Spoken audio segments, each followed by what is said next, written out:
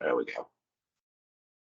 Okay, well, so we don't have a quorum, so I'm going to, for the time being, skip over the approval of August minutes and the special session minutes. I will go ahead and start off just going through our agenda, just talking about some of the activities that I have done since our last meeting. So I have worked about 24 hours since the last time we met. In that time, I have drafted policies and procedures for the charter. Thank you guys, thank both of you, and obviously if they're listening in later, just kind of hopping on that emergency meeting and getting those things formally approved. I did send that off to the U, Connor over at the U. I need to follow up with him. I haven't had an opportunity to, but I imagine that paperwork's going to be coming in pretty quick. I know he was kind of working with ASUU to see kind of what routes they would take to kind of be both a charter of UTRU as well as a student group, which is not unheard of. There are other organizations. I harken back to when I was with the Young Democrats of the University of Utah. We were under both the Democratic Party and the University of Utah. So it's just one of those things. He's working through it. I need to follow up with him. But we'll take it from there. Similarly, I've updated the website just so that it's now like, here's our charter section. And as more people come in and as charters start coming in, we'll be updating that. One of the things that we'll be doing is like giving them a web page and giving them, emails and all of that sort of stuff. Just so that there's a common landing page for people that they will largely be able to control on their own. But that's kind of what UTRU will offer in addition to like, hey, we're starting stuff at the University of Utah. Here's a list of everybody that said they use a route that goes to the University of Utah, for example. So that's one of the things we're working on. Also, put out the newsletter, the quarterly newsletter. Got that out there.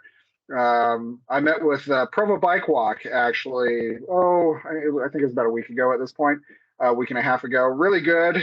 They seemed really receptive to what we're working on up here.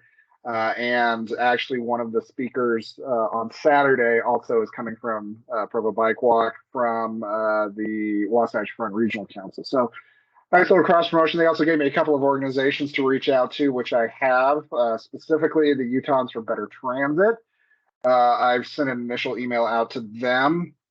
They seem to be focused specifically on like improvements to like individual bus stops and things like that in the Wasatch Front. So a lot of crossover, but obviously we're statewide and we kind of have a bigger scope. So I'm reaching out to them, seeing where they're at, what they're doing. They also seem to be somewhat dormant, so I don't know what's going on there, but I plan on meeting with them. Let's see. Created the board member application form. Assuming you guys want to continue being on the board, please fill that out before the nominating convention in October.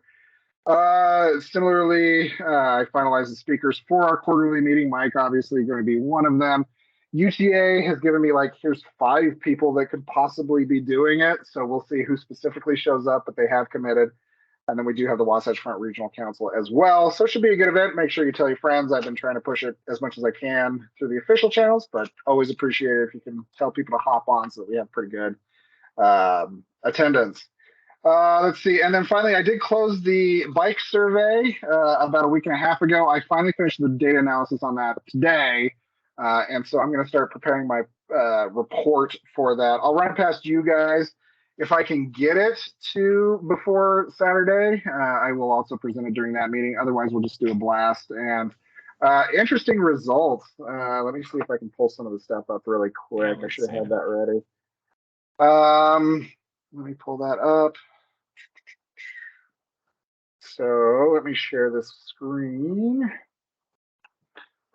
So for the most part, we got just responses from UTA writers. We did have a couple, 4 to be precise, from Cache Valley. But obviously the majority of what we got was from the people that use UTA, which isn't a surprise. I believe it was like 64, 65 people.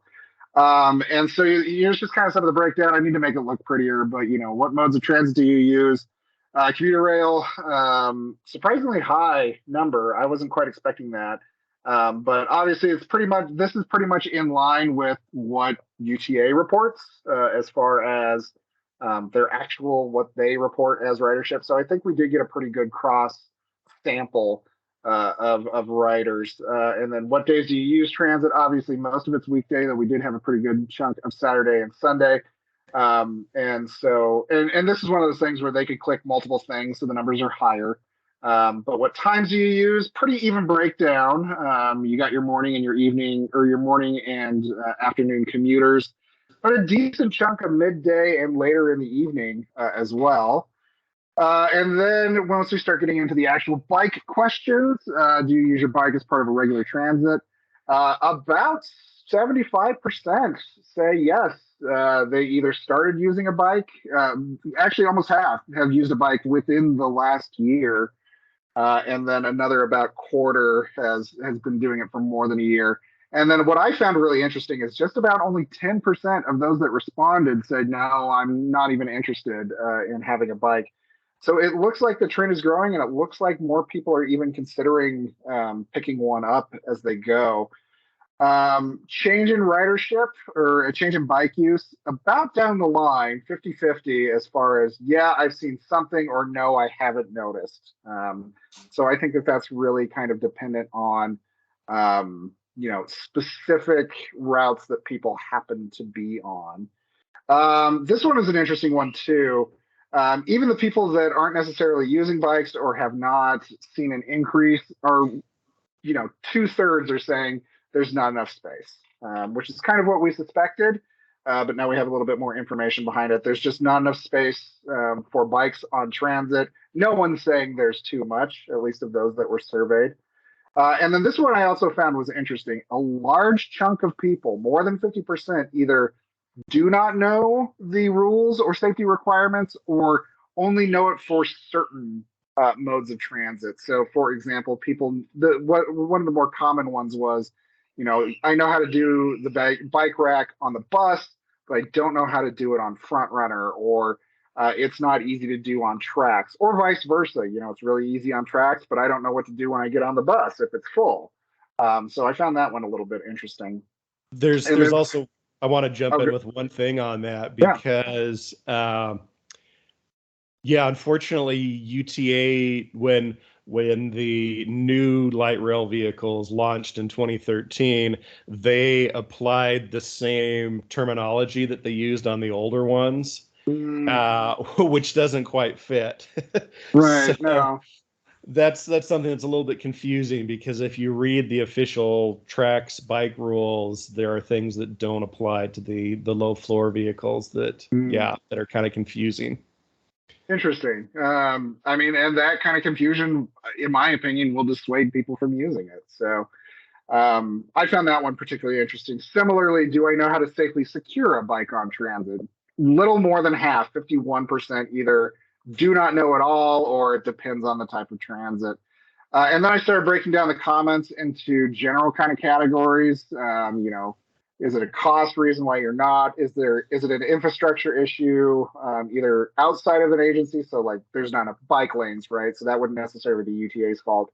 Or it is a UTA's fault. A bike infrastructure is lacking, like the bike racks get full. So I haven't put this portion together as far as categorizing the comments. But I mean, there is some interesting stuff in here. A lot of comments about, I just don't know how to use it, or I don't feel comfortable, or I don't feel my bike is safe on any particular form of transit. So I need to kind of compile this and do my same data thing. But so that was the bike survey.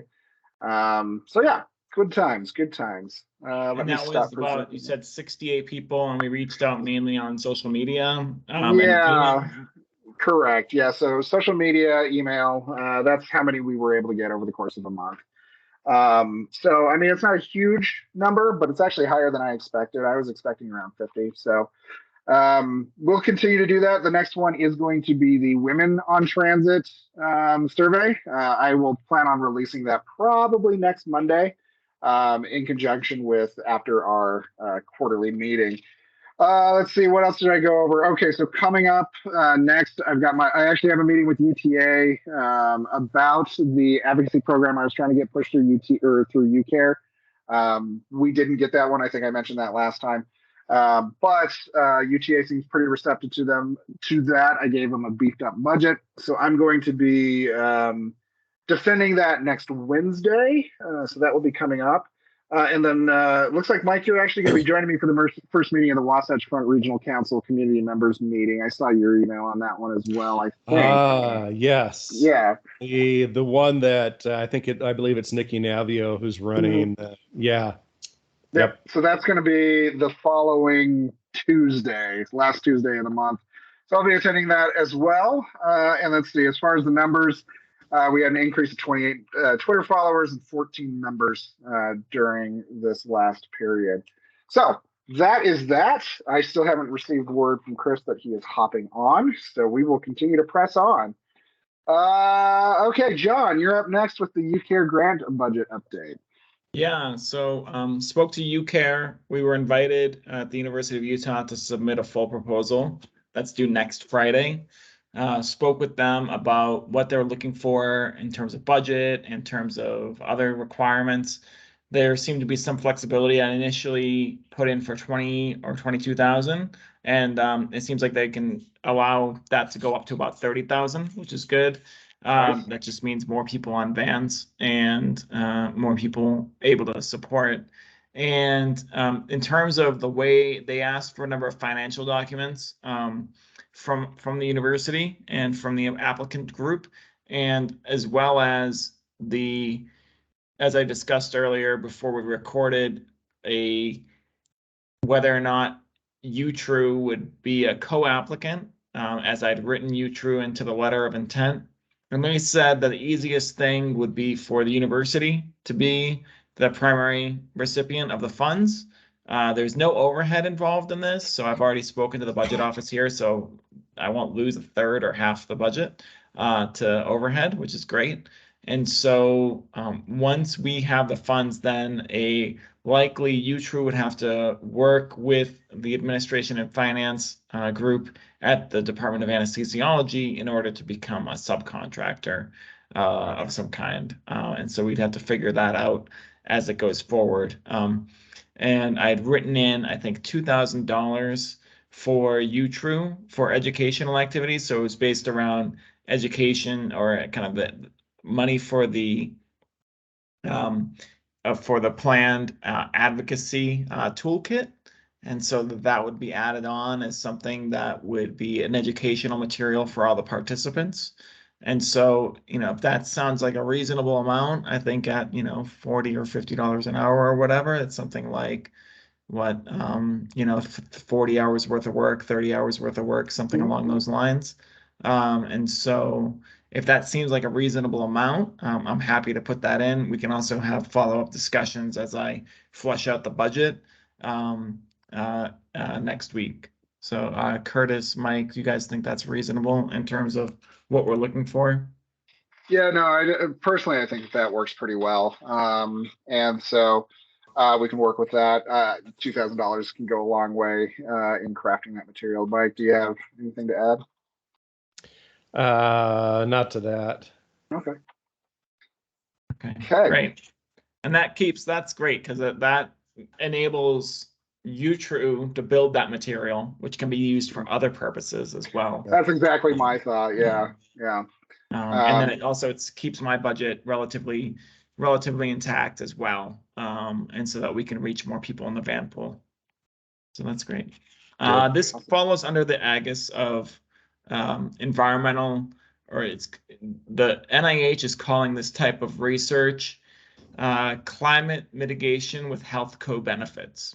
And so it's investigating the health co-benefits of the climate mitigation action, the mitigation being getting people on vans, but then we're looking at how does it affect their mood, how does it affect their mental health, how does it affect their stress levels, as well as how it affects their activity levels. And we may keep that simpler on the survey side, online survey side, pre and post, and we may make it a little bit more sophisticated. We'll see, but that's the kind of category it falls under. And there may be other upcoming opportunities with UTRU and with transit, looking at co-benefits as a method for investigation and funding. Awesome. Awesome, awesome. No, that sounds good. And yeah, I know I already said it before, but just let me know what you need my help with. Even if it's just letters or anything like that, I'll sign my name and we'll call it good. Or if you need more, let me know and I will do more. Awesome. Thanks, Curtis. Yeah, yeah. Oh, I skipped ahead because I had bike survey results already in here. So we already covered that. Let's see, September quarterly meeting discussion. We already kind of talked about that as well. And then the October annual meeting discussion was the last item I had before the open forum. So just to let you know, again, just as a reminder, our October convention will be on the 15th, 10 to 11. Vast majority of that is just going to be, here are the people that are running. And I actually published the initial rules and draft on the webpage. It is actually under, if you go to the calendar section of it, like upcoming events, and you click on October, if you scroll down a little bit, you will find both the convention rules that I put together as well as the nomination form that you need to fill out. Long story short, like the real condensed version of what I put together basically says that anybody can participate, but if you want to vote or if you want to be nominated, you have to be a dues paying member. Dues is super cheap. It's either $5 or whatever your average daily cost is, whichever is higher. And then same thing, if you're running, you just need to have that dues covered. And I set the parameters from October 1st, 2021 to October 15th, 2022. So the day of the convention. As long as you paid your dues, you'll get a ballot, you'll vote. So we're looking to fill 9 slots. If we have less than 9, then basically it'll be just a yes or no. Should this person be on the board of directors? If it is 10 or more, it'll be a ranked choice voting thing. And then whoever the 9 people that make it to the end, they will sit on the board. So that's how I'm going to run it. At the same time as I am counting ballots and votes and all of that sort of stuff, we'll also be talking about charters, and who currently exists by that point is probably just going to be the University of Utah, but we'll also make the pitch for that as well, and take it from there. And then we will seat our new board and move on. So are there any questions? How many dues paying members do we have right now?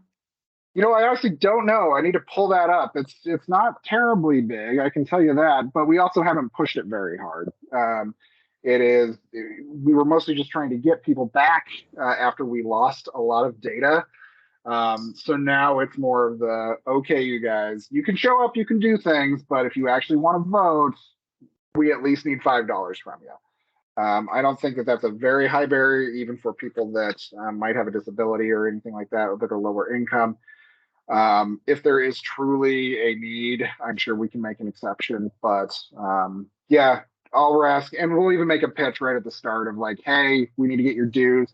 It'll pop up in my inbox. Oh, that's the other part of it too, is basically it's just going to be a Google form, but I'm going to cross-reference it with whatever email address was used to the PayPal. And that's kind of the check and balance to that is if I didn't see your email address, well, first of all, you're not going to get the ballot. But second of all, if for whatever reason you got the ballot, but your name doesn't match up, well, your vote doesn't count. So that's going to be the check and balance.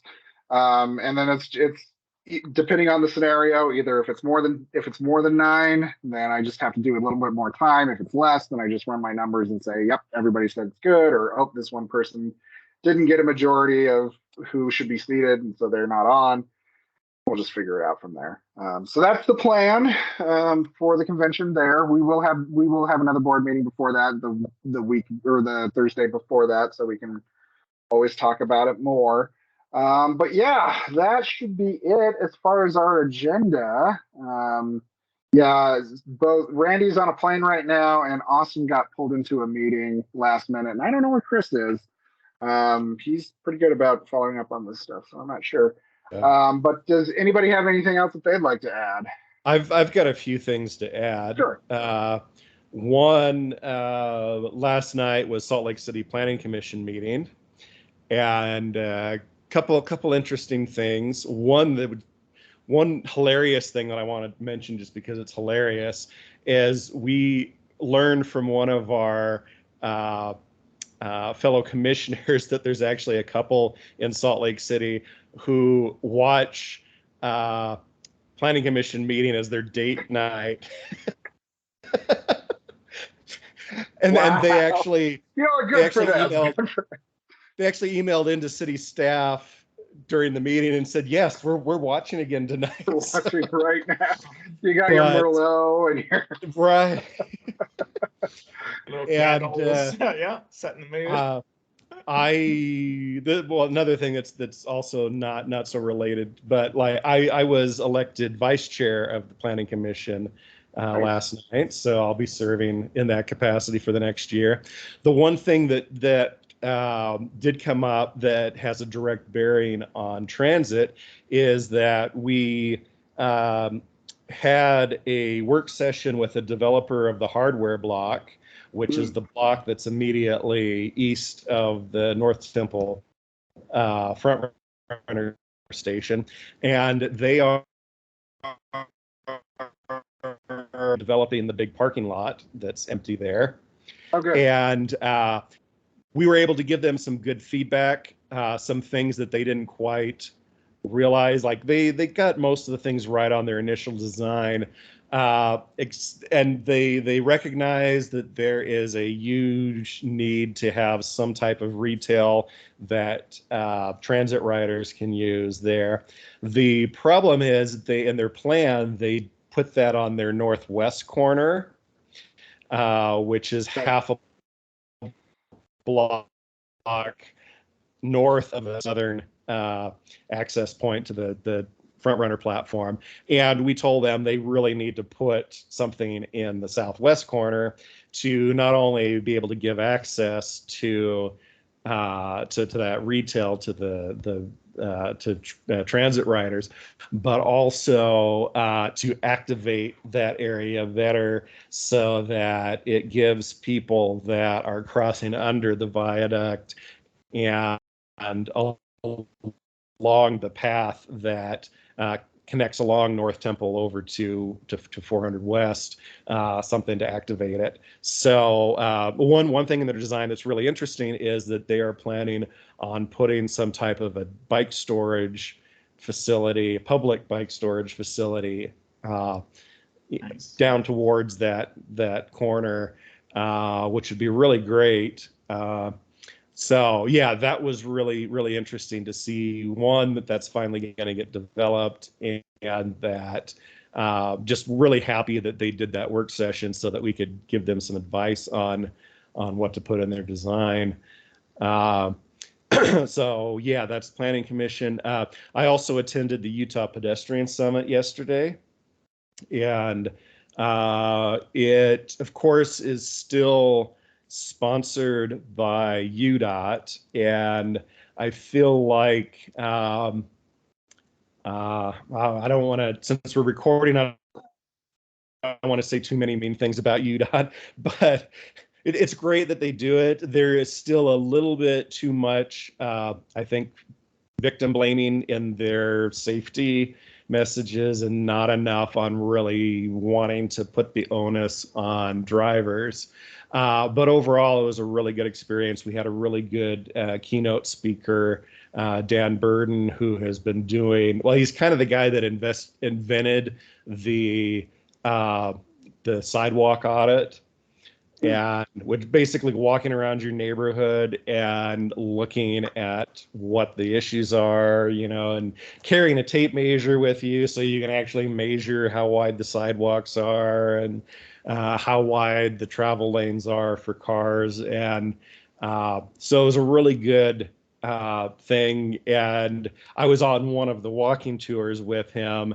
We also had about a half dozen UDOT engineers, and their heads fortunately did not explode from what they were exposed to, but you could see that for some of them it was a little bit of a stretch to wrap their heads around some of the ideas. Like we were walking, the conference was in Provo, we were walking along Center Street and kind of like questioning whether Center Street really needs to have 2 lanes in each direction. And that was a little bit difficult for some of the engineers to really grasp. And they're like, oh, but it's the main east-west. It's the access that goes out to the freeway. Well, then we turned north and went north to 100 North. and it's 2 lanes in each direction, and it's even wider. So the light bulbs started to kind of come on with some of the engineers, where they realized, oh yeah, we've got a street right next door that can handle any excess, overflow. So all in all, I think slowly, it's like trying to turn around a big ship. uh, things are getting better. People are realizing what needs to change, but it's going to take some time. Sure. Well, and you don't need to worry about dragging UDOT too much. I do it on Twitter all the time, so you don't need to. I think our position is pretty clear. Like, boy, UDOT, it would be great if you actually did these things. So I Right. wouldn't worry too much about dragging UDOT. I think our Yeah. position is already firmly established on that one. When I give my remarks on Saturday, I will definitely be giving a criticism of UDOT, and I'm hopeful, but I actually do have a meeting with Terry Newell, who's the one of the deputy directors, next week, to talk about passenger rail, and Awesome. kind of want the opportunity to put my foot down and say, hey, like, I've been researching this for a decade, so if you actually want to pursue this, it would be really beneficial for you to include me. So, yeah. Awesome. Awesome. Well, thank you for that update. Okay, John, do you have anything? Anything else, I should say? Yeah, one idea that was bouncing around, I think I emailed you, Curtis, on this as kind of a random Saturday email, is another activity for members to do, and something we could either discuss Saturday or in October. And that would be a survey within their churches or religious institutions of transit use and how people get to and from their houses of worship. Just having a conversation with a local church that it's not the dominant church in Utah, but definitely a small growing church. And they talked about how they're trying to find a new home, and one of the big concerns is parking. I'm like, oh, do we have enough parking for all of our members? Okay, well, they're open to having this conversation about, well, maybe you locate near transit, or maybe people can carpool or vanpool. And with this stuff going on with the vanpool with UCare, it's potential say, hey, wait a minute, van pools are not used on the weekend necessarily for work. In a lot of cases, is there some way to double use or double dip, Sure. for getting to places of worship? But I thought it would be a relatively, given that we have 50% of people in Utah regularly attend church, temple, what have you, that it would be a captive audience, or we have some membership that could get that audience, and that would kind of serve as a ripple, kind of a multiplying effect to get more information about transit. So you could ask about how they get to the church and then stuff, and then ask them about their other side of the piece of the puzzle. And so I just wanted to bounce that out there if that was a worthwhile activity for the members. Yeah, no, I think that's a great idea. You are correct. That is one of those emails, and it was over the 3-day weekend. And so between those two factors, you're right. I missed that one, but I'm looking at it right now. So no, I think it's a good idea. I think that's something that we should let's kind of put a pin on that, and maybe we can bring that up during this coming Saturday. Because I think that's a good idea. We can kind of bring that up as far as like the chapter discussion. We can certainly do it then as well. Yeah. Hey, go ahead, Mike. Did you have anything? I was going to say that I feel like, yes, how people get to church is a conversation that we need to have. And part of it is because the dominant religion does have a very well geographically distributed number of buildings. And unfortunately, a lot of people still drive, even though they are well within walking distance. Part of the issue is the city code requires all the parking, and it exists, and so therefore it induces people to drive. but like my own brother lives like a block and a half from his building, and they drive every Sunday. And my situation is slightly different since I'd go to a singles ward that's all across town, but we are conveniently located next to the South Campus track station, and we do have, I don't know, probably about a half dozen people that do take transit to church. And so it is something that, is a relevant conversation to have. Sure. No, I mean, yeah, no, I think that's something that we should discuss in the future. And I mean, I'm always of a believer of, get people on transit no matter how you get there, and then they start to get used to it, and then they start to use it other places. And so that's definitely an opportunity that we can tap into. So, okay, does anybody have anything else before we wrap this up? Technically, we didn't have a formal meeting, so there's no reason to have a formal end to the meeting. But is there anything else anybody has? Nope. Alrighty. Well, we will plan on seeing you this coming Saturday, along with everybody else. And thank you guys as always. Always appreciate it. Thanks, All Chris. right, we'll see you then. Thanks, Mike.